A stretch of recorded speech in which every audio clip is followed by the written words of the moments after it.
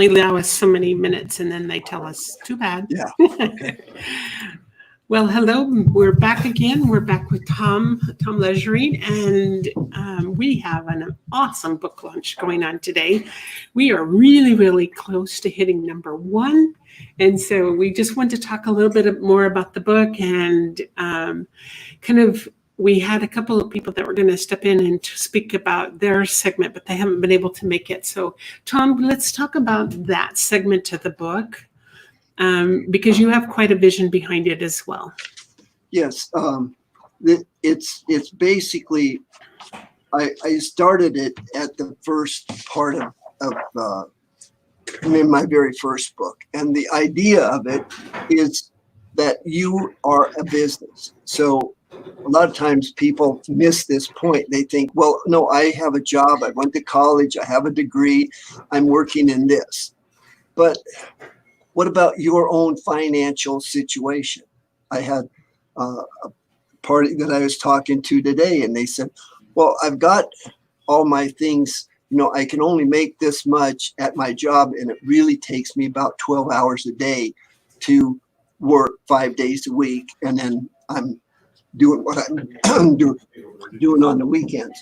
But the idea is, as I'm trying to move out of the way, the idea is, how do you think of yourself as a business? A business is set up to help customers, but that help is what makes the company prosper. It brings in income, it pays employees, and it leaves a profit that's the salary for the owner of the business. Right. So what's going on is, I want people to think of themselves as a business. So no matter what your trade or profession is now, what is your business? Okay, I go in and I work this many hours and I do this much production, and that's why I get paid. Well, I want you to think about that in your own situation. What's left over for me? What is my profit from what I'm doing as a business? This is all part of what we're doing. So anyway, what my son and Margaret were going to talk about is how you start a business. So one of the things when you're doing this thought process and trying to figure out where you fit, how do I fit in? I'm a business. Well, you do what you're doing and you look at the national statistics and you say, okay, a normal person in America spends 60% on their lifestyle, no matter how much money they make, 60%. Then you're looking at taxes can be anywhere from 14 to 20%. You're looking at insurance. You're looking at different things that you have obligations for that are outside of your lifestyle, your cost of living. So then you get down to what's left, and that's 4%. Well, what do you do with that 4%? That's the business of you. So the best thing you can do with that 4% is invest in yourself. That means get more education. Correct. You can go get a degree if you need a degree to move to the next step. That would be all part of operating yourself as a business. And it all comes down to, where do you want to be? So if you don't have a plan, it's fine. You're where you're going to be. You don't know where else you're going. Well, you're it. So look in the mirror and say, am I happy here? And the answer is, I can't even support myself. Where's my next food going to come from? How do I feed my family? And if you don't have those kind of thoughts in your mind, then you're missing the point of being alive. I mean, being alive is to be a productive human being that's doing good in your community. That's what a human being wants to do. That's our normal function. As opposed to what's going on now, where I won't get too political, but where people think the government should help you and cradle to grave government. No, government's just to support us and protect us so that we get to be free individuals, which is the reason that America is as great as it is and can be. So anyway, with that, we go back to business. What's the business of me being? What is my business of me? It's what kind of a profit am I looking for to say my life was worth spending this much time doing these activities?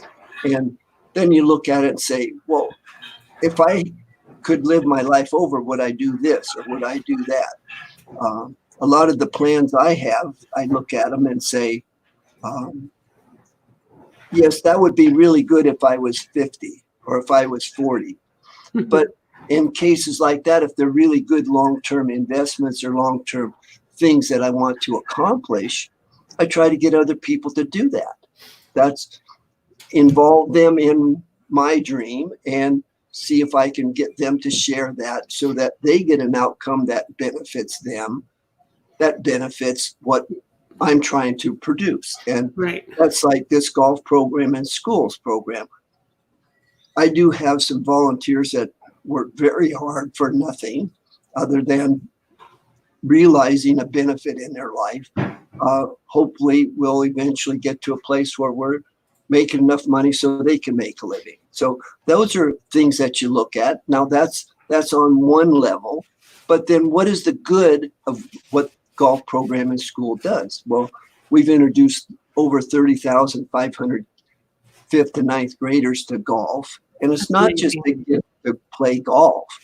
And especially like when I'm working with, I'm in the classes with them in their gym class. So I take the majority of the class to talk about the game, grip, posture, and swing. That's what GPS is. It's also God's program for students. So I have different ways and different levels to produce this golf program in schools, GPS, grip, posture, and swing, GPS. The whole idea of it is being able to talk to kids and tell them some things that are experiences that I've had that can benefit them going forward. Why do they play golf? I just talk to the young ladies and I say, one of the things why wealthy people play golf, and I explain that the top 8% of the country play golf. They're mostly well-to-do people. You never see a homeless person with his clubs on his back going off to the club. I mean, that's not where he's going. But the wealthy people do that. And why do they? Why do they play golf? It's not because they have plenty of time to go play golf. What they have is they want to know if they want to do business with you. So if I was going to go into business with you, and I see your resume and I do all the stuff like we normally do. And then you come to work for me, you get a 90-day trial period and I see what's happening there. Well, sometime during that trial period, I'll invite you out and play golf. So we go out and play golf. And what do I do out there? Takes a second and a half to swing your clubs. It's 100 swings in 2.5 minutes. Golf is played in 2.5 minutes, but it takes 4 hours. Well, what am I doing in 3 hours and 57.5 minutes but finding out who you are? And you can't hide from me. So what I do is I can find out if you're aggressive. I can find out if you're timid. I can find out if you cheat. I can find out if you are fun to be around. I can find out if you follow the rules. Anything that I need to know about you as a human being and how we relate to each other, I can find out in 3 hours and 57.5 minutes. So what I tell the girls is when you are dating and you get serious with some boy, I told my daughter, says, don't bring the guy home because I'm not going to like him anyway because nobody's good enough for you. So that's not going to work for me. So all I'm asking is you take him out and play golf with him. Dad, why would I want to do that? Well, primarily because you can find out if they cheat. You can find out if they're aggressive. You can find out if they're domineering or if they have anger issues. All that stuff will come out. Find out a lot of interesting things. Yeah, and you get to say no. Right there, out on a golf course, when it's over, you can say to her, no, you can find out if you want to do business with them in the future. And so what you do at the end of the match, you say, gee, that was fun. We should do it again sometime. that means you failed. But if they say, gee, that was fun, let's go and have a beer and a burger and talk about it, that's when deals are done. No deals are made on the golf course. They're made in the restaurant after. And that's what I'm telling these kids. Those are some of the ideas that I talk to them about, of why people golf is more how than how. I'm not really in a position to teach somebody how to play golf in 5 days. It's not going to happen. But I can impart some life lessons. Yes. And life lessons, career, and scholarship opportunities. You may not know, but last year there were over 900 full ride scholarships to Division I colleges that went unapplied for by young ladies. 900. Oh my goodness. And parents save up money so their little children can go off to college. Get them a $5 club at Walmart or one of the anywhere. Any of the Goodwill. little the different Goodwill and different places like that. So, and then get them a bucket of balls and have them chip in the backyard. I mean, there's so many good things that are about golf because it's just you. It's not you playing against another person. It's not me having to beat you. I have to beat the golf course. That's all I'm working on is how do I get that little ball in the hole. Yeah, that's it, in the fewest strokes possible. And how do I manage that? How do I plan that? And how do I get good enough so that the ball goes where it wants to? So what I'll say to them is, hey, think of it this way. Here's how life is. And golf is like life. So when you're out playing, you make a plan, then you execute the plan. And in golf, you do that same thing. Well, the ball goes over in the trees. Well, I got to go find it. So then I go find the ball. Now I have to make a new plan. But before I make my new plan, I analyze the last shot. Why did it go here? Why did I make a mistake? Why did this not work out for me? Why, when I went to this person, did I not get the benefits that I asked for? You analyze, then you make a new plan with the analytics of the last one, analyze, implement, repeat. That's how life is. You just constantly, very much. It's learning to make mistakes fast, fail fast. That's with the whole keep thing. Moving forward. Keep moving forward. Next, life is the next shot. I owe all the things that I did in the past. I did that, and that's why I'm here behind a tree. And I got these different chances to get out of here. And that's really what I'm doing in the schools, is trying to let these kids know that they have options.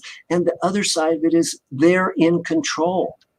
If you get bad grades, you didn't get bad grades because you got a bad teacher. You got bad grades because you didn't apply yourself. Did you read the book? Hey, I know, because I did that same stuff myself. I do the assignments. I had all the stories. And not until I got into college did I understand that it was me. It wasn't the teacher. The teacher had a certain amount of stuff. They'll even let you see their lesson plans. You go and see, oh, this is what I'm supposed to know. Okay. Then you go and learn that. And then you get good grades. What a concept.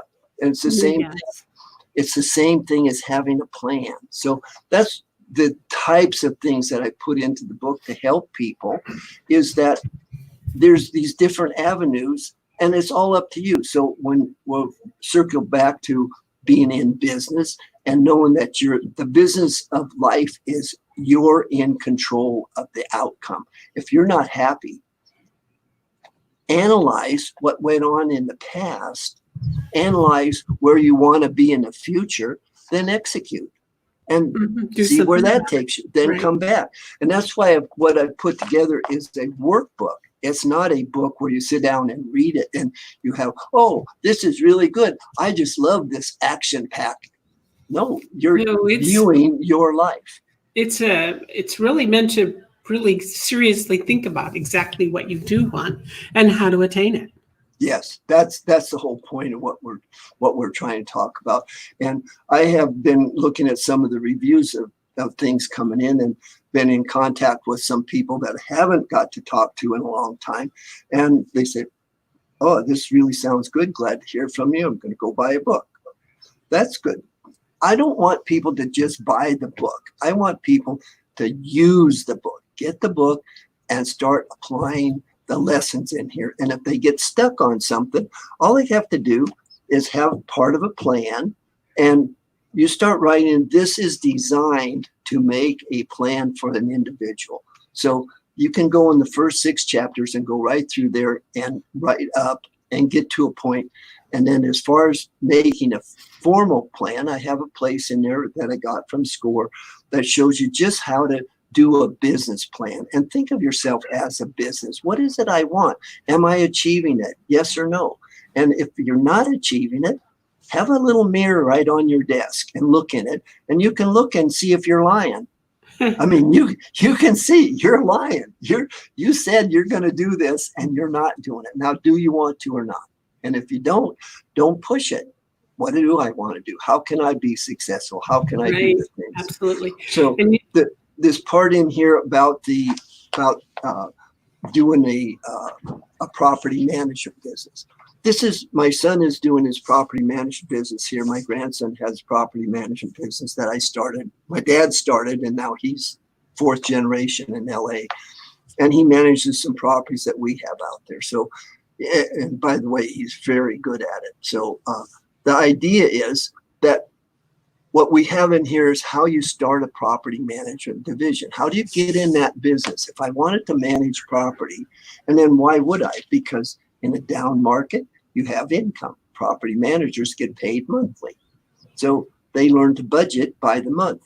And if you know how to budget, and budget isn't just not to bring in $100,000 a year and spend $100,000 a year.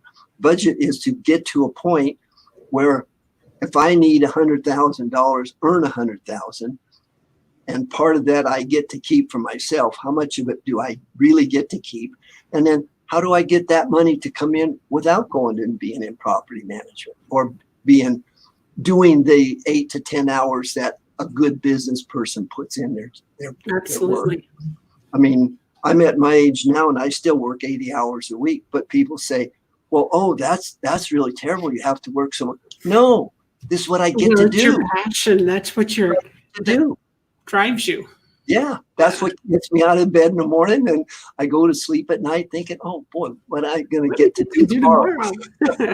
I get to talk to Becky about the book, you know. So that's really what I'm seeing, and I am getting some really good outside feedback from people that I haven't met and haven't been in contact with for a long time, and you know they do know me as a person. I haven't always been the best person in the world, but hopefully you gain and get smarter, and you get over some of the bad things, and your rough edges get off of you, and you move forward. Well, that's all of us. That is all of us. It's just not you, and you're an amazing human being that leads by example. You know. Well, we really do try, and you know, like I say, I always look at my kids and say, how did they turn out? Did they do everything I wanted them to do? Both of my girls did not, you know, but they did it exactly the way they wanted, and they're happy for what they've done and what they've gone through. So those are, and then my son he's been very easy. So he just goes along, gets along.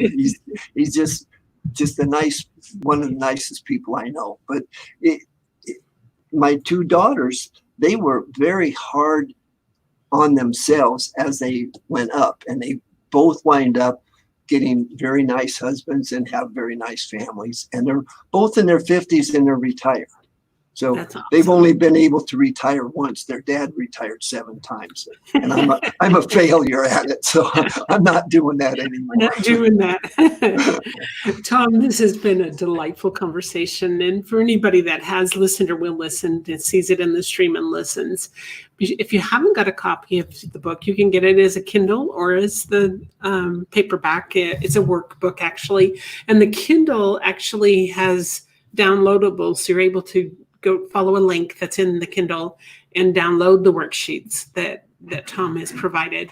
So there's one way or the other, you can get a hold of this book and really put it to good use. And we're excited because we are getting really close to hitting number 1.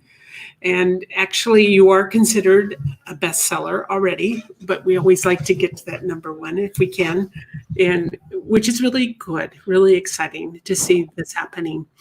And enjoyed our conversation today. It was awesome. So we're hoping to get Margaret on for a little bit later in the day. Hopefully she'll come on. If she does, it'll be wonderful. If she can't, then we might pick it up again another day according to her schedule. But thank you for all you do. You're amazing. Yeah, thank you very much. And Margaret she is working one of the managed properties that they have is like a 286 unit, and they have to physically be on site certain days. And this is her day. This is her day. So people are at the door and want answers. So that's what she's there for. That's what you've got to do. Okay. Yes. And thank you, Tom. You're an awesome human being. Thank you very much. I really appreciate your time. Thank you. Right. Bye.